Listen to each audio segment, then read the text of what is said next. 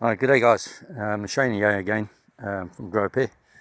I just want to take you around my little allotment over here, which obviously I showed you the last part when we planted carrots and onions together, and it did work. Obviously we've cultivated, we reaped all the carrots out already, so I couldn't show you how well it went, but the onions certainly kept the black fly off the carrots, so that's great.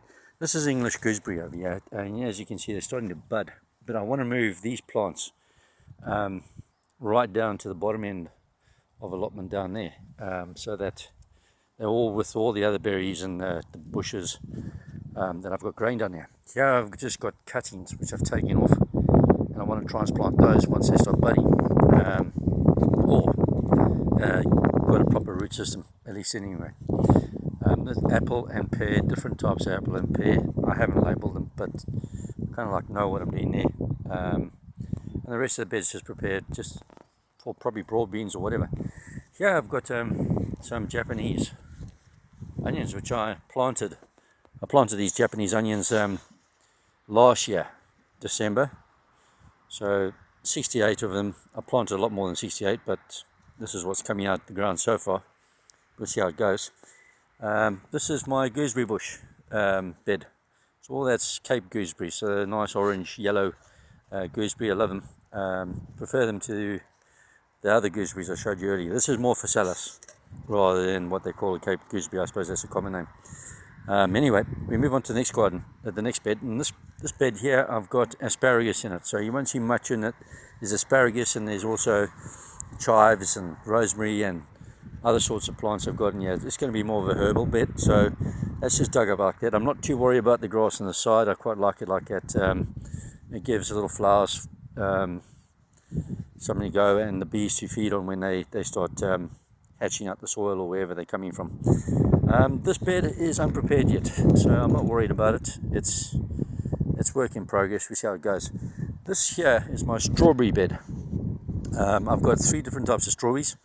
One is early strawberry, the next is mid-season, and the far strawberry is late season strawberry. So I should have strawberries all the way through the year this time. And I've got a yellow fig. This is a yellow fig, all the way from Portugal. Took several cuttings actually from Portugal, and this is the only one that's survived. Well, not survived, but the only one that wasn't sold. And then we've got another bed here. This has got Japanese onions. This has got Japanese onions in it again in the forefront, and then the rest of it I've just dug up, but I haven't really prepared it as such. So that's all work in progress at the moment. This garden here, right in front of us, I've got again Japanese onions, right, and then parsley. I've got parsley in an enclosed sort of a greenhouse, small little greenhouse, which is doing exceptionally well, but I thought I'd try and grow some outdoors. Anyway, that was planted probably late December, mid-January maybe, somewhere around there, and I've already got some decent parsley coming through here, as you can see. So I'm quite chuffed with that. This garden is work in progress again. This had perpetual spinach in it, but as you can see, nothing perpetual about that at all. So they didn't last. I've got in this bed here broad beans which I planted early December, I think it was, but the frost got the young buds, unfortunately. So I'm not sure if they will come through. There's nothing showing there at the moment, so I might just have to make a new crop, plant a new bunch of broad beans. It's the first time I'm growing broad beans, so really, I know there's other people on this allotment that do it, so I could get advice and tips from them, but sometimes I just like doing things my own way. I've got my own way about things, how nature should be reacting. These are runner beans. I've left them in there after growing them last year. I had a great crop of runner beans. And I just wanted to try and experiment, see if they might pop out again as parent plants. Who knows? If you don't try, you never know. Everybody else rips them down and rips them out and puts new seeds down. Here I've got 2 different types of grapes. I've got a Sweet Jubilee, which I got from Cape Town, South Africa, and I've also got an Italian. They both are black grapes, and they both are seeded grapes, table grapes. So I'm waiting for those. Didn't do too well last year. I don't know why, but I mean, you think with the summer that we had last year that they would do really well, but maybe it might be better this year. I've got underneath these aubergines, again mature plants. I had a really good crop from aubergines last year, and I want to see if the mother plant will survive and come through this year again. This spread here, I'm just preparing. This is what I'm doing today. Now, while all of you guys are probably enjoying something, football or whatever, I'm getting stuck into the garden. Down below this fleece here, I've got carob seedlings. That's like a chocolate tree, all the way from Europe. So I'm hoping that they would have survived. They are looking black underneath the fleece, so chances are they probably all died. I'll show you some more mature carob trees a little later. That's another work in progress bed, another one which I'll have to finish after that one over there, and this one here again, which is sort of half completed. I've got my work cut out for me, but anyway, I've got plenty of time at the moment. This one's done, it's prepared, it's already got compost in it. I'm just letting it just sit. This one too, and over here is the start of my fruit bushes. So I've got black currant over here. I've got this is a carob. This is a bit of more mature carob, but it's only about 3 years old, probably 3 years old. Did really well last winter, summer, but this winter was really long and really cold, so he's not looking too good. And the other one is a smaller one. This is a smaller carob, not looking too good either. And another carob, same age as the first one I showed you, not looking too good again. Now I've got a red currant over here, and as you can see, she's budding. She's looking beautiful. She's got buds on her, so I'm quite happy with that. And then I have my leeks. I'm going to take these out, and this is going to be something else I'll put inside here instead, in between the bushes, which I've got pomegranate. I've got gooseberry again, and I've got also some more black currant again, and red currant. And these beds over here, I've got rhubarb. As you can see them, they're coming out now, which is great. This should be a fantastic crop this year. They all were planted last year, guys, so I'm hoping that every single one of them will be good. This is a loquat. Yep, that's a loquat. Look at it. But it's also it's been injured by both the wind and the cold. Probably more wind than the cold, really, because they're quite hardy plants. But as you can see now, my buds, which looked like they were dying last week, look like they're probably coming to life now. So this tree might just do it. Just might do it. And then I've got oh, I forget this one, yeah, blueberry.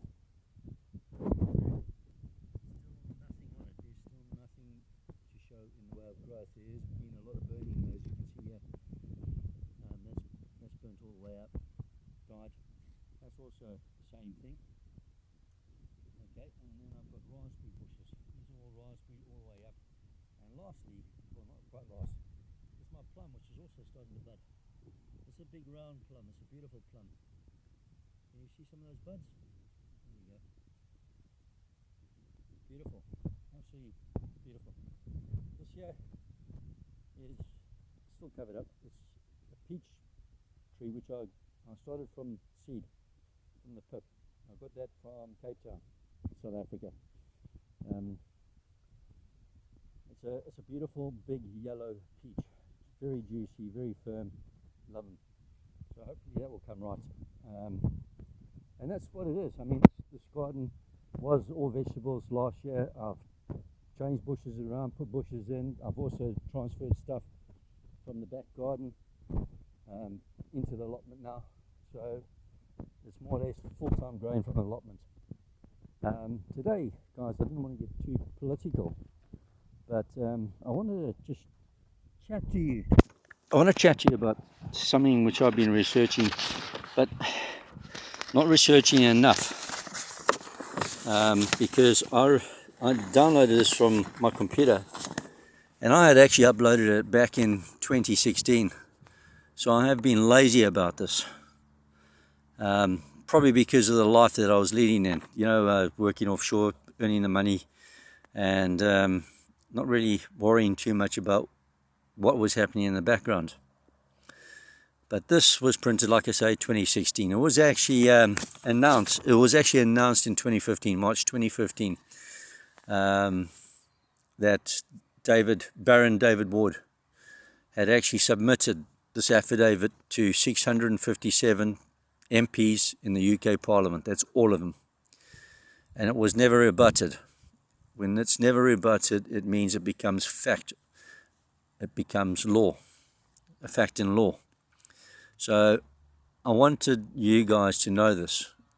And here's what it says. I'll just show you basically what it's saying. Right, can you read that? I'll go through every point by themselves now, and just to let you know my feelings about it. And I hope you wake up before I did. It's taken me, like I said, I downloaded this in 2016. It's now 2023, so what is that? 7 years. 7 years ago I knew about this, and I'm only starting to do something about it now. So I urge you people out there to spread it, get this known, and do something about it. Do something about your freedom. Anyway, here we go. So reading through the first line here, it says, so do we have a valid election process? And does this have any valid credibility? Quite simply, the answer is no. Let us sum up the facts. There is no unelection process. In other words, basically, if you elect somebody into government, your PM or whatever, or even your councillor, if you think you're electing a councillor in, you can't unelect him. So if he doesn't perform or she doesn't perform, you can't unelect them. Strange, I know. Only Mr. and Mrs. X have voted, so there's no accountability too. So all you've done when you vote is put an X on that sheet. You don't know what happens to that sheet. I've never voted, so this is what I'm reading. I've never believed in the vote. It says so also in the Bible too. A vote is giving your power to a lesser God. Now, you need to realize this, guys. Point 3 says there is no material evidence to present on and for the public record that there has been an election. So again, there's no accountability. There's no proof, is there? Besides the changing of the guard, so to speak. No elected official in public office can present any material evidence to the fact that they have been elected. Very true. It's self-explanatory. There is no public office as an office is the office of a private company. Let's get that straight now, guys. Every government in the world is a corporation. It's on the Dun & Bradstreet listings as corporations, companies. Which means that you think you're voting for a president of a said company. That said company has imposed taxes on us without our consent. It's like Tesco's or B&Q imposing their will upon you.